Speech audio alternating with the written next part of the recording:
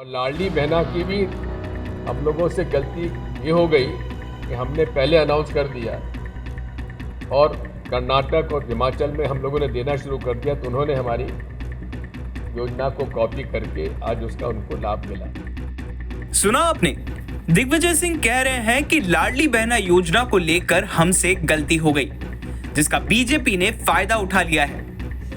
दिग्विजय सिंह भी यही मानते हैं कि बीजेपी की जीत का श्रेय लाडली बहनों को ही जाता है। दरअसल दिग्विजय सिंह जबलपुर गए हुए थे। वहां पत्रकारों के साथ चर्चा करते हुए दिग्विजय सिंह का दर्द छलक उठा। उन्होंने कहा कि कर्नाटक और हिमाचल प्रदेश में कांग्रेस इस योजना को चला रही है, लेकिन एमपी में इस योजना को अनाउंस करने में हमने देरी कर दी। हर परिवार में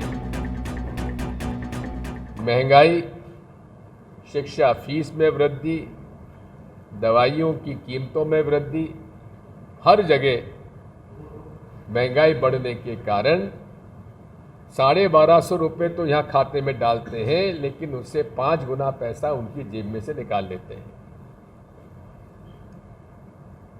और कहते हैं हमने गरीबी समाप्त कर दी।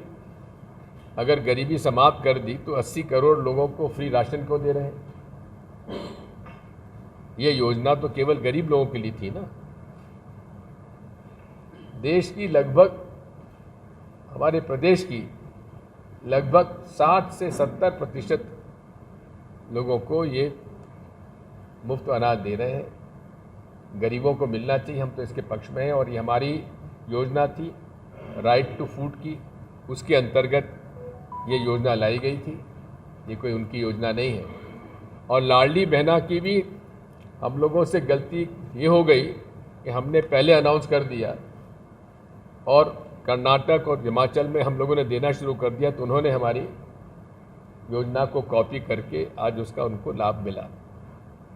लेकिन मैं मेरी बहनों को ये निवेदन करना चाहता हूँ कि थोड़ा सा घर में बैठ के इस बात को तो देखो कि बिजली का बिल ही उतना ज़्यादा बढ़ गया है, जिसकी वजह से आपको आज जितना पैसा आपको आ रहा है उससे ज़्यादा आपके जेब से निकलेगा।